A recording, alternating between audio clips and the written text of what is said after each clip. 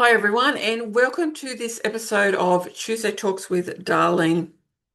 I'm really excited to talk about this episode, which is helping people without being pushy. Before we start, please subscribe to the channel, like, share, comment this beautiful episode because I want this message to get out there. It is a really important message. And I want you to think if you're intuitive, perceptive, or deeply attuned people, you can often see what they need before they can actually articulate it. You can sense the pattern beneath their words. You can feel where they're holding back. And you can see the potential they're not yet claiming. And you can do this whether it's in person, like on a video call, or even just on a telephone. It doesn't matter. You can do this because you're so beautifully intuitive. You can see the pattern beneath their words. And this is such a powerful gift.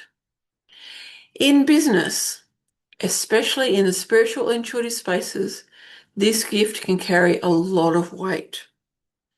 And for a lot of us, we agree to carry this weight. And that's why this episode is so important, because I really want you to be aware of what happens. Because the line between helping and pushing can become very thin. And there are many people that step over that line. That is why I'm talking about that line today in this episode. About the difference between using your insight to serve and using it to steer. About how to sell in a way that feels clean, powerful, and deeply respectful. And I'm using the word sell deliberately. There are so many of us that have actually bypassed that word selling. We've bypassed it. And it's not healthy. It's not helpful at all. That is what we do. We sell. We sell our products. We sell our programs. We sell our memberships. We sell our retreats. Whatever it is that we do, we sell it. So please embrace that word. Do you think Coles, Woolies, or any shops out there don't sell? They do. Think about everything that they do to sell. That is what you're doing. Now, what's the difference between intuition and projection? Intuition observes without attachment. It notices patterns, hesitation, and even shifts in tone. Whereas projection assumes you know what someone should do, what they should say, etc., and begins subtly shaping the conversation toward that outcome. And in a lot of cases, it's not subtle at all. It is in your face. It is incredible. Now, just because you can see someone's next level doesn't mean they actually have the resources for it. Capacity is emotional, financial, energetic, physical, everything. Insight does not override timing. Now, if you're feeling the urgency rise, the need to convince, persuade, or wake them up, I've heard that so many times, they've just got to wake up. Then I want you to pause. Take 3 really deep breaths. Because when you do that, you realize that urgency often signals your own discomfort with their indecision. Now, true intuition remains steady even if they walk away. Because intuition respects pace, whereas projection tries to accelerate it. And when we don't notice that shift, helping can quietly and sometimes loudly turn into control. When does this helping become subtle control or loud control? When you use someone's vulnerability to strengthen your case, highlighting their pain more intensely than necessary so they feel the cost of not buying. That is not service. That is pressure dressed as care. And I've seen it many, many times. That's why I'm so aware of it now. And that's why I'm talking about this, because I want you to be aware of it as well, whether you are actually doing it or someone's doing it to you. It could be both ways. And that's happened for me. It has been both ways.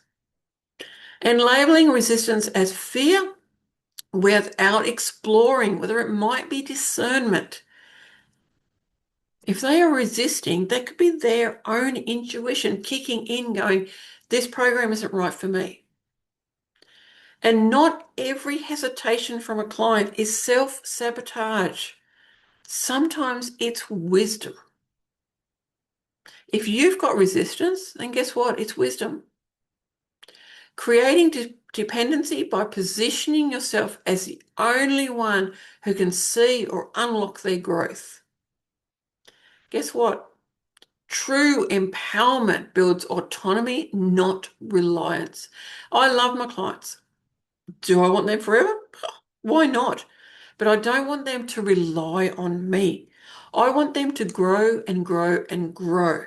I want that so much. And if that means that they grow beyond me and find someone else, fantastic.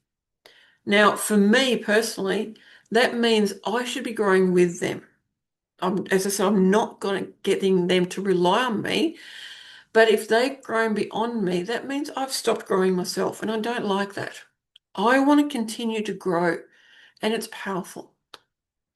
Now, manipulation in the business world is rarely loud, although there's been lots of times it's been loud. It can often be soft, articulate, and justified. And that's one of the words, is justified. They are just justifying what they're doing. Integrity requires something more uncomfortable than persuasion. It requires restraint. And that's one of the things that clients loved about me. The fact that I never pressured them into something. I would actually say, can I contact you in a couple of days to see how you're going? And if they said yes, then I would. I would actually set that up. And I would actually set it up just after the call. I would write an email and I would schedule it. And it's okay to do that because for me, that meant that it was done. And sometimes, I don't have the capacity to remember things all the time, even if I've written it down. So for me, that's what I did. And because the call was still in my head, I could actually say, do you remember we talked about this, this, and this, and how are you feeling? And, is there anything that I can do? Would you like to, talk further about the program or whatever it was? I would say there. And for that, your role is to present the opportunity clearly and truthfully. Don't lie about your program. Don't say, if you follow my framework exactly, then this is going to happen. Because guess what? We're human. We've got different kinds of responsibilities. We've got different things that happen. I followed someone's program exactly, and guess what? I didn't get where they said I would. So be truthful about it. It is not to manage their emotional response to it. Discomfort is part of decision making, but it belongs to them, not you. And when a client says no, it's not a rejection of your insight or your program or membership, whatever. It is information about their current priorities, their nervous system capacity, or financial reality. And respecting that builds trust. When someone leaves a conversation being empowered, when they feel empowered, it's amazing. Even if they didn't buy, you have sold with integrity. When they feel smaller, pressured, or subtly inadequate, something has crossed the line. And I'm saying all of this as an awareness because autonomy is sacred in business. Without it, the work loses its integrity. It really does. Now, what does this clean, grounded selling actually look like? You name what you're noticing without dramatizing it. Here is what I see. I would like for you to decide if that resonates. You offer the clarity and you can offer certainty. Just be truthful about it. You don't always offer the certainty. You trust that awareness is enough because you don't inflate pain or urgency to force a timeline. If it's right, it's going to stand on its own. And talking about that timeline, I've seen it so often where you might subscribe to something. So you might sign up for a freebie and you go to the next page. They have, it's called an upsell. And on there, it actually says, this is only available, whatever it is, the next paid thing is only available for the next 15 minutes. And once the 15 minutes is up, it's gone. Well, guess what? I've tested that. I've tested that multiple times. I would refresh the page after 20 minutes. Guess what? The timer had to reset. That is wrong. That is so wrong. You also separate your income from their decision. When you're overly attached to the outcome, that's when your energy tightens. Now, clean sales energy feels spacious. It feels amazing. And you don't confuse intensity with impact. A grounded, calm invitation is often more powerful than a high-pressure breakthrough moment. Integrity in sales feels steady, not charged. And that steadiness starts internally. And I want you to check your motive before you close. Ask yourself, if they say no, will I still respect them? If the answer is no, then you're still hooked to that outcome. Notice whether you're trying to relieve your own financial anxiety through this sale, because selling from scarcity shifts your tone. And most of the time, it shifts it in a big way because you lack confidence, you lack the ability to say, this program's amazing. It does actually happen. And check whether you're trying to prove something like your power, your insight, or your ability to transform. Because when ego enters in a way that is not good at all, clarity leaves. And I want to say we've all got ego. Every one of us. We need ego. Because if we didn't have some form of ego, we wouldn't be in business. We wouldn't be where we are. Or if, you've been an employee, you might still be an employee, you wouldn't be where you are without that ego. Now, it's ego in a good way, not in a way that is overpowering or anything like that. Like, my program is so amazing that, if you don't buy it, well, obviously you don't want success or whatever it is, that happens.